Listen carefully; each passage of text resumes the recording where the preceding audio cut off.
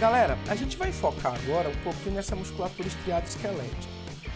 Eu já comentei com vocês anteriormente que o músculo esquelético se prende aos ossos por meio de um tecido conjuntivo denso chamado de tendão. O tendão ele é cilíndrico, ele é meio que um elástico, uma liga, tá? Um cordão.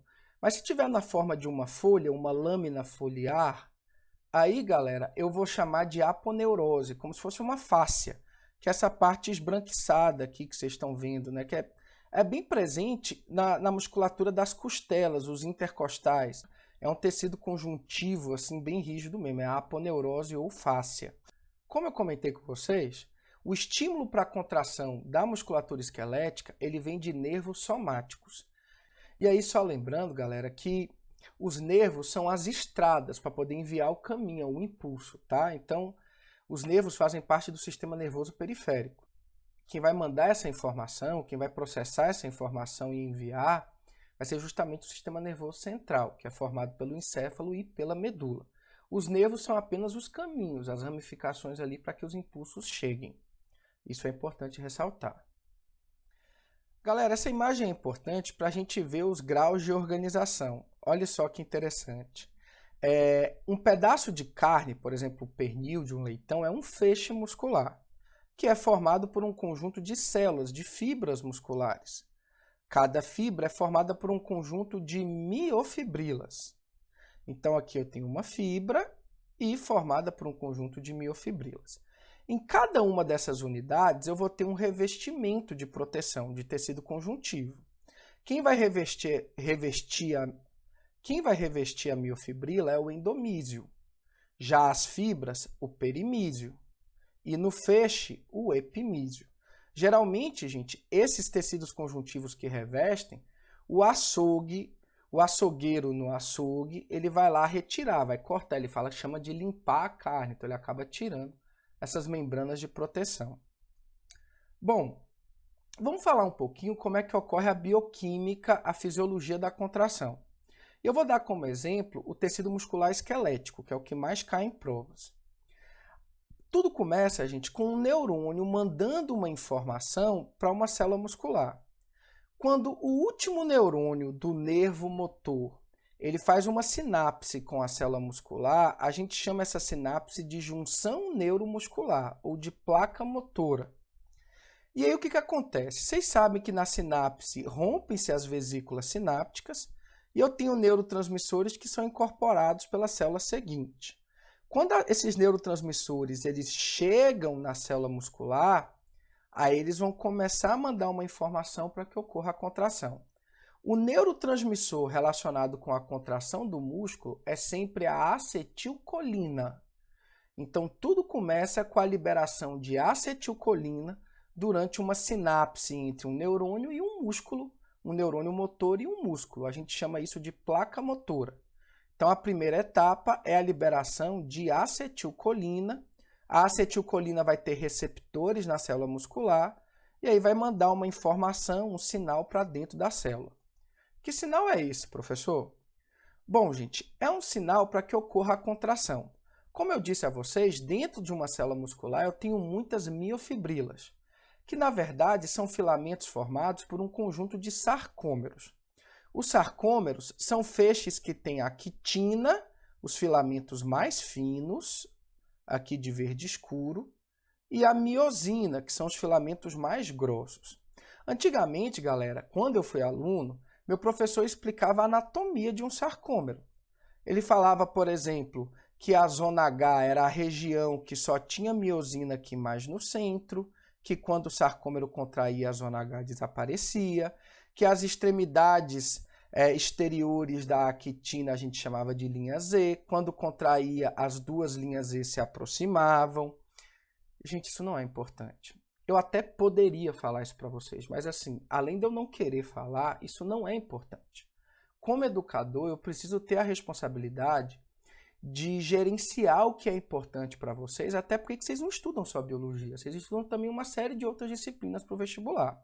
Então não se preocupem muito com a anatomia do sarcômero.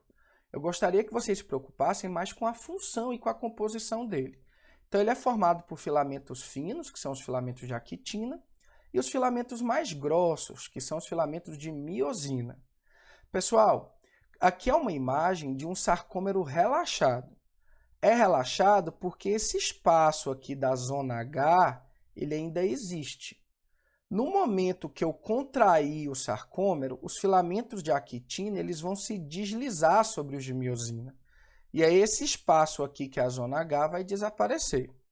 Então, olha aqui ó, a ilustração. Estou pegando um feixe muscular, aí eu pego uma célula muscular, que é uma fibra muscular, e aí eu vejo que lá, dentro da miofibrila, eu tenho o sarcômero. E quando ocorre uma bioquímica, uma sinalização celular, esse sarcômero acaba deslizando os filamentos de actina e miosina, permitindo a contração do músculo. Vamos ver como é que isso funciona? Agora vamos aprofundar, tá? Aqui é o sarcômero relaxado, eu preciso de energia para relaxar o músculo. Se eu contrair um músculo, na hora que eu quero relaxar, eu também preciso de ATP. Por isso que defunto fica com rigor, um tecido muscular bem rígido. Porque provavelmente ele ainda tinha um pouquinho de energia para contrair o músculo, mas como ele armazenou e as células morreram, ele não tem energia para relaxar. Então fica com aquele rigor mortis, né? Muito porque eu preciso de energia tanto para o músculo contrair, quanto para o músculo relaxar. Aqui já é o músculo contraído, ó. Gente, e aqui eu vou explicar um pouquinho como é que funciona a ligação para essa contração. Vejam vocês que nós temos os filamentos mais grossos e os filamentos mais finos. O que acontece é o seguinte, gente. A actina, a cabeça da actina e da miosina, elas vão ter uma atração e vão se encaixar. Aí eu preciso de ATP justamente para ter a contração e também preciso de ATP para ter o desligamento, o relaxamento. Então, o que acontece é que cabeça de actina e miosina se unem e aí meio que faz uma alavanca, tá? Se une e aí joga para o outro lado e aí desliza. Então, vai fazendo uma alavanca. E o que acontece é que a miosina paradinha permite o deslizamento da actina. E é sempre a actina que desliza sobre miosina, nunca o contrário. Eu já vi questão de vestibular que troca, tá? Os filamentos finos, a actina, que desliza sobre os de miosina. Para isso precisa de energia. A energia vem do ATP. Mas para liberar essa energia eu tenho que hidrolisar o ATP. Para isso eu utilizo alguns sais, o cálcio, o magnésio, eles participam de algumas reações que permitem, que acaba culminando na hidrólise do ATP. Bom, vamos falar disso, né? Então, vamos para a sequência, ó. Tudo começa com o neurônio motor liberando acetilcolina, sinapse neuromuscular. Aí, galera, a acetilcolina, então, ela manda uma informação para dentro da célula muscular que faz com que o retículo sarcoplasmático altere sua permeabilidade e comece a liberar cálcio. Então, eu vou ter a liberação de cálcio pelo retículo sarcoplasmático. O cálcio liberado no retículo sarcoplasmático, entre outras funções, ele vai permitir a quebra do ATP. E aí eu libero energia, uma parte é dissipada na forma de calor, não tem jeito, mas outra parte da energia eu vou utilizar numa reação para unir as cabeças de actina e miosina, permitindo o deslocamento dos feixes de actina sobre os de miosina. Quando eu tenho o deslizamento desses feixes, eu vou diminuir o tamanho do sarcômero. Se eu diminuo o tamanho do sarcômero, eu diminuo o tamanho da miofibrila. E vou diminuir o tamanho da fibra. E vou diminuir o tamanho do feixe, vou puxar o osso e vou gerar o movimento. Então é assim que funciona. O que eu quero comentar com vocês é que a intensidade da contração em um músculo não depende da intensidade do estímulo, mas depende sim dos números de fibras musculares que são estimuladas. Já já a gente chega nisso, no limiar da contração. E aqui é uma imagem, tá, gente? Olha só. Aqui altera, provavelmente quando a acetilcolina chega na membrana da célula muscular, altera a permeabilidade do retículo sarcoplasmático, que libera cálcio para o hialoplasma.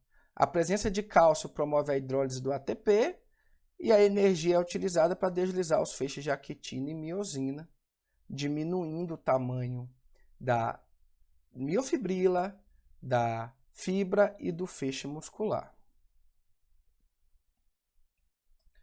Galera, todo mundo aqui sabe, eu já comentei, que o tecido muscular tem uma demanda energética muito elevada. O que você não pode esquecer é que o corpo tem uma resposta para essa elevada demanda. Porque as outras células é muito comum a gente guardar energia na forma de ATP. Só que o ATP, gente, ele é um nucleotídeo que ele tem energia prontamente para ser utilizável. O tecido muscular não basta ter ATP.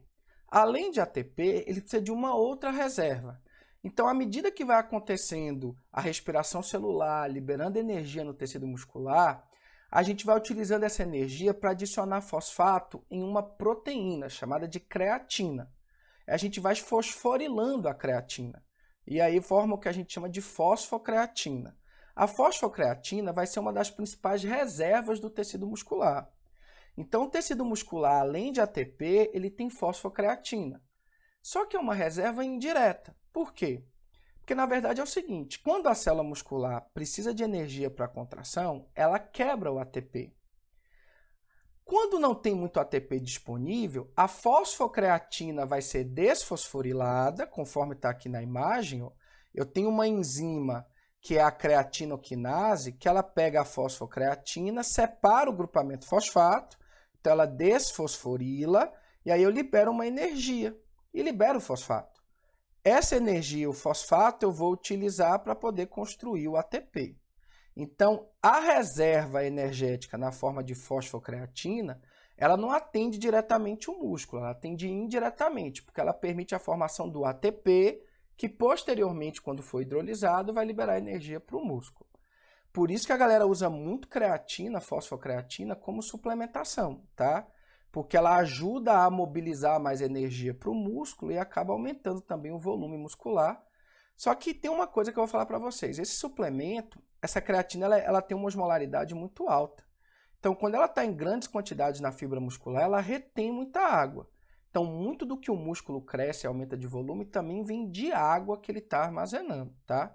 Não tem para onde fugir disso, não. Aumenta muito aqui o volume hídrico.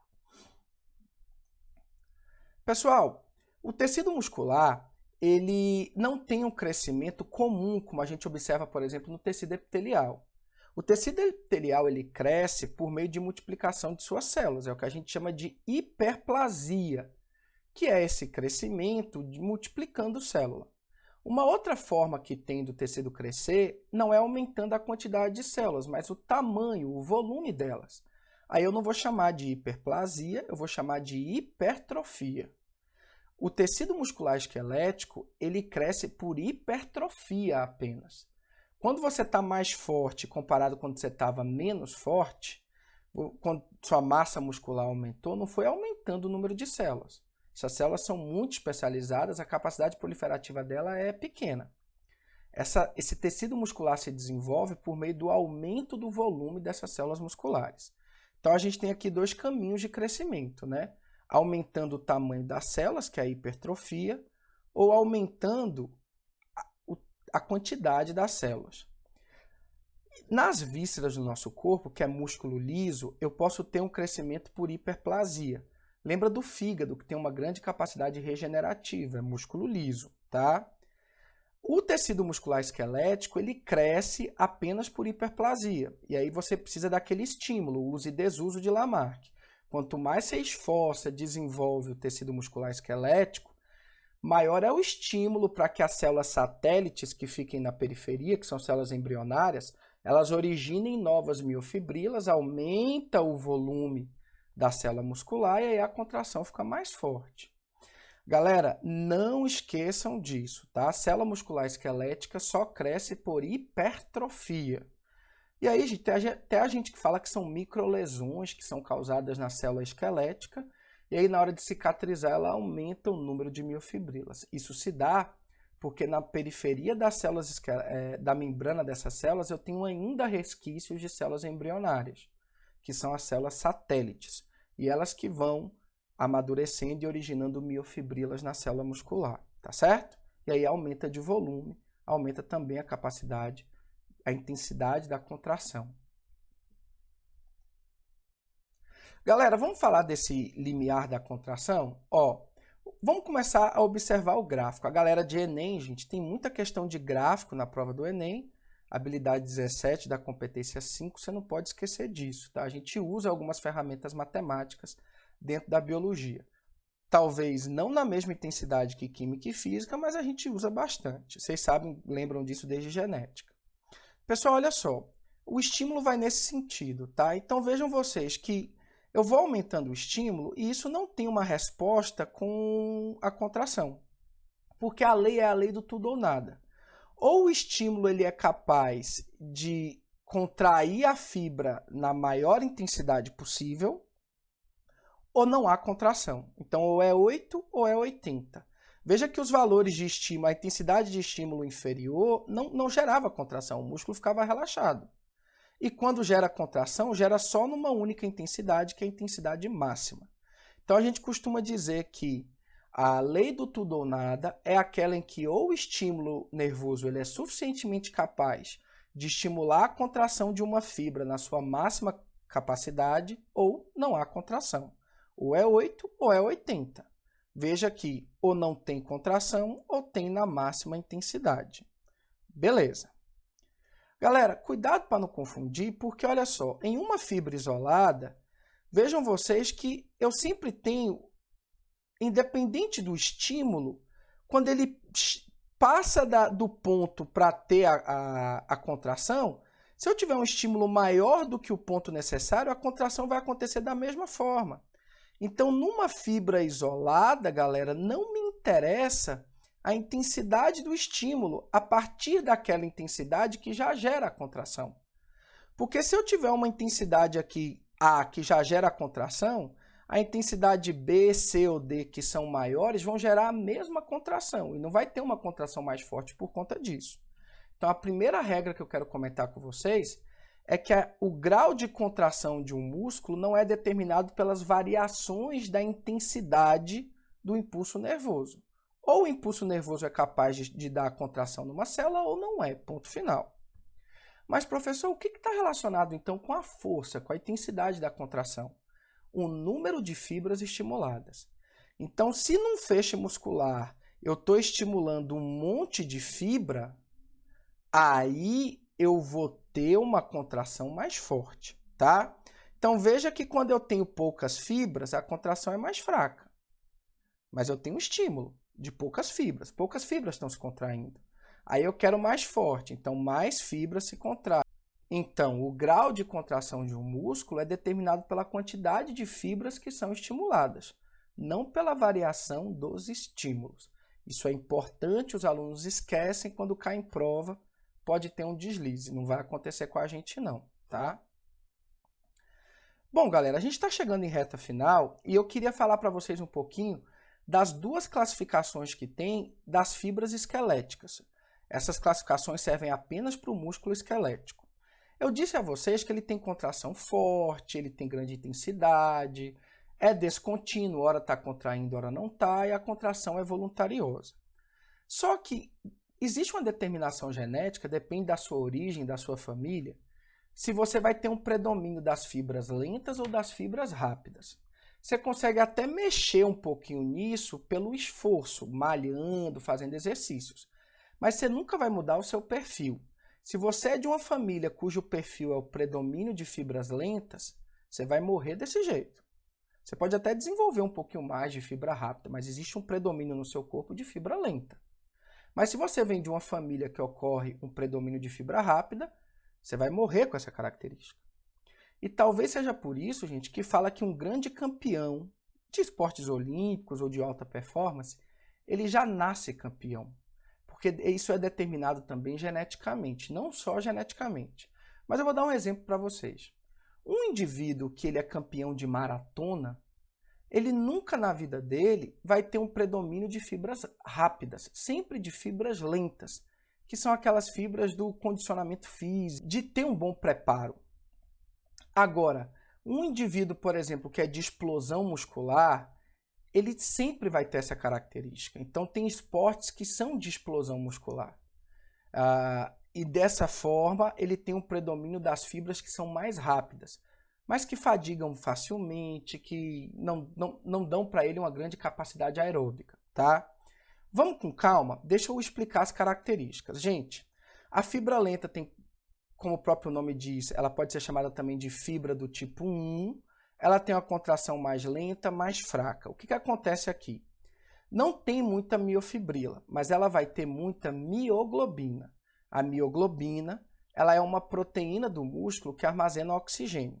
Então, se ela tem mais oxigênio que a fibra rápida, ela provavelmente está relacionada com atividade aeróbica, tá? Então, a energia é liberada por respiração celular.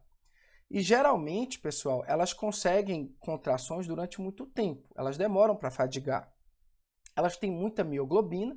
A mioglobina vai escurecendo junto com as mitocôndrias o músculo. Então, esse é um músculo mais escuro. O pessoal chama de carne vermelha nos animais. Já as fibras rápidas, elas têm menos mioglobina, elas acabam tendo menos mitocôndrias, elas não utilizam a respiração celular para liberação de energia.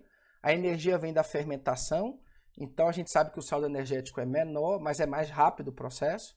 Então a contração é rápida, mas o músculo fadiga rapidamente. Por isso, galera, que esses esportes ligados a levantamento de peso, como por exemplo nas Olimpíadas, o atleta consegue carregar um determinado peso nos primeiros minutos ali, depois ele já vai perdendo aquela força, aquela capacidade, porque já está fadigando o músculo.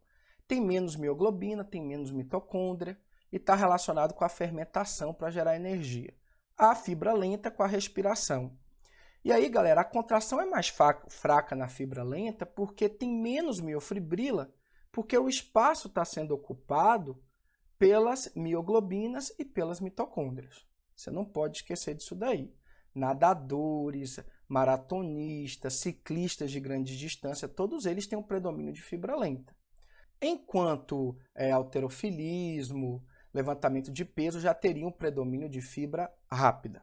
O nosso esforço, o nosso comportamento durante a vida pode até alterar um pouquinho a proporção, mas nunca mudar muito a determinação genética que já veio com a gente. Pessoal, beleza, show de bola.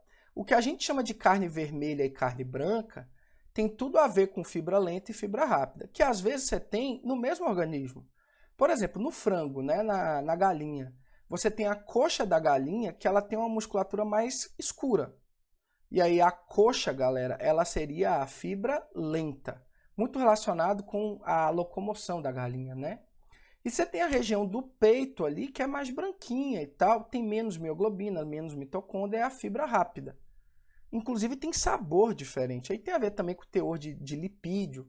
O lipídio dá sabor aos alimentos. Eu particularmente acho coxa e sobrecoxa os cortes mais saborosos, que são fibras lentas. Tem um teor maior também de triglicerídeo. Beleza, pessoal? E aí, comparando com vocês as duas atividades, dentro do atletismo, eu posso ter atletas com predomínio diferente de fibra. Na prova da maratona, predomina-se as lentas. Por isso que o corpo lá é mais diminuto, né? Os indivíduos são mais magros. E já nos 100 metros rasos, tirando o Usain Bolt, que o Usain Bolt é um ET, mas todos os outros que vão para a final nas Olimpíadas, eles são mais baixos, têm uma musculatura mais hipertrofiada, assim, então eles são mais bombados, né, como a gente diz. Já o Usain Bolt não, ele não tem uma explosão muito forte, mas ele tem uma distância das passadas tão altas, ele quase voa, assim, flutua, né? E aí ele consegue, depois dos 50 metros, passar a galera inteira. Os primeiros 50 metros ele perde, mas os últimos 50 metros ele consegue ganhar. Tanto é que a prova que ele é melhor não é nem a de 100 metros rasos, ele é muito bom na de 100 metros rasos. Mas a que ele é melhor é a dos 200 metros rasos. Bom, então é isso aí, o Usain Bolt, sucesso pra gente, né, o Usain Bolt, ó. Cortou aí a câmera.